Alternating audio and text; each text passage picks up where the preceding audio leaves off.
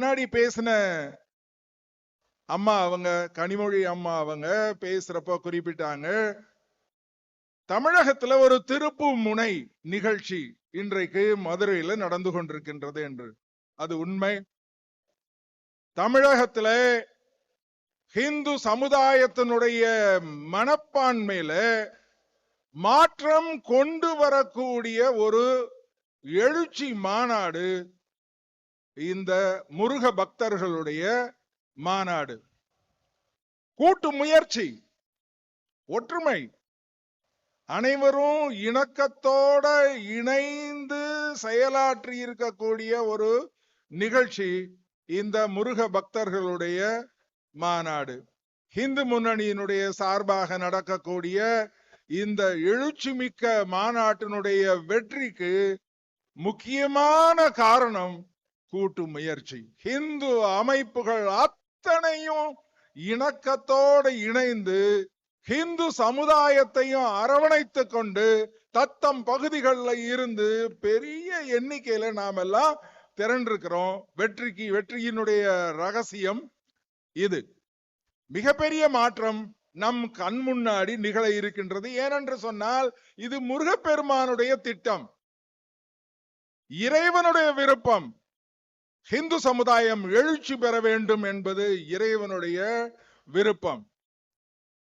சங்கத்தினுடைய ஸ்தாபகர் டாக்டர் கேசவர், doctor G, அவருடைய ஒரு நெடுநோக்கு பார்வை கொண்ட ஒரு வாக்கியம் உண்டு.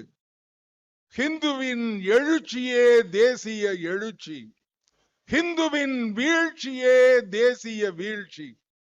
பாரத நாடு 1000 ஆண்டுகளுக்கு முன்னாலே உலகின் குருவாக இருந்ததே, அதற்கு காரணம் யார்? ஹிந்துவினுடைய எழுச்சி.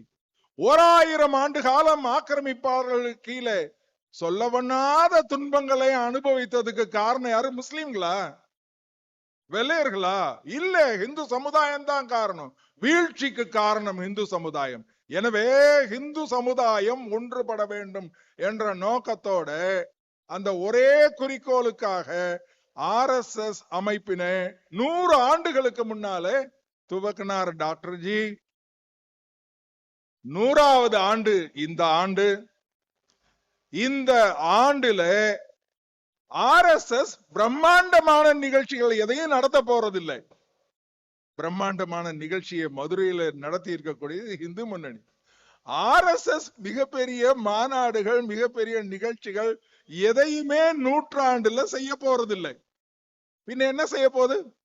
நான் ஒரே ஒரு விஷயத்தை மட்டும் ஒரு 3 நிமிடங்கள்ல சொல்லி என்னுடைய உரையை நிறைவு செய்ய இருக்கின்றேன். என்ன அது? உலகம் முழுவதையும் ஒரு குடும்பமாக போற்றிய சமுதாயம் நம்முடைய சமுதாயம். முன்னோர்கள், நம்முடைய முன்னோர்கள். யாதும் ஊரே யாவரும் கேளீர். அது மட்டும் இல்லை, வசுதைவ குடும்பகம், மாதா பூமி, வேத வாக்கியம். இந்த பூமி நமக்கு தாய். புத்ரோ அகம் பிருத்திவியா, நாமெல்லாம் பூமி தாயுடைய புதல்வர். இப்படி உயர்ந்த சிந்தனைகள். மாத்ருவத் பரதாரேஷு, லோஷ்டவத் பரத்ரவ்யேஷு, ஆத்மவத் சர்வபூதேஷு. நம்முடைய பண்பாடு இது.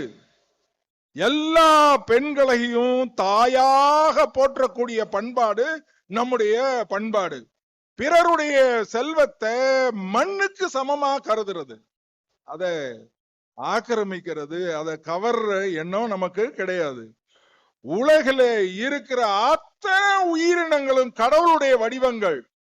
இப்படி எல்லாம் உயர்ந்த தத்துவம்.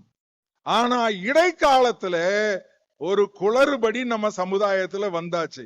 அது காரணத்தெல்லாம் நாம யோசனை பண்ண வேண்டியதில்லை. ஆனா வந்தாச்சு. வந்ததுனால நாம வீழ்ந்தோம். என்ன அந்த குளறுபடி? நம்முடைய சொந்த சமுதாயத்துல வந்தது தீண்டாமை எண்ணம், ஏற்ற தாழ்வு உணர்வு. இது நம்முடைய மிகப்பெரிய வீழ்ச்சிக்கு காரணமாக அமைஞ்சது. இந்த 5 விரல்ல எதுவுமே ஒரு விரல் இன்னொரு விரல் மாதிரி இல்லை. ஆனா இந்த 5ம் சேர்ந்தால் மட்டும்தான் இந்த கரத்துக்கு சக்தி. அதனால நம்முடைய சமுதாயத்துல இருக்கக்கூடிய வேறுபாடுகள் என்னென்னலாம் இருக்கோ, வேற்றுமைகள் என்னென்னலாம் இருக்கோ, அது ஒற்றுமையினுடைய வெளிப்பாடு. அப்படிதான் நாம எடுத்துக்கொள்ளணும். அதை வைத்துக் கொண்டு ஏற்றத்தாழ்வு அப்படிங்கிறது அது அறிவுபூர்வமானது இல்லை. நம்முடைய வீழ்ச்சிக்கு காரணமாக அமைஞ்சது தீண்டாமை. 1974 நம்முடைய 3வது அகில பாரத தலைவர் அவர்கள் பூனேல அங்கே நடந்த வசந்த வியாக்கியான் மாலாங்கிற தொடர் சொற்பொழிவுல உரையாற்றுற சமயத்துல ஒரு விஷயம் சொல்றார். தீண்டாமை மா பாவம். தீண்டாமை பாவம் இல்லை என்று சொன்னால் உலகில வேறு எதுவும் பாவம் கிடையாது. It should go lock, stock and barrel. Untouchability is a sin. அப்படியே அவர் அந்த கூட்டத்துல பேசுறப்போ குறிப்பிட்டார். இதுதான் RSS நிலைப்பாடு. அதனால தீண்டாமை ஏற்றத்தாழ்வு வேறடி மண்ணும் இல்லாம நம்ம நாட்டில நாம போக்கணும், நம்ம சமுதாயத்திலிருந்து போக்கணும். அது நம்முடைய குறிக்கோள்.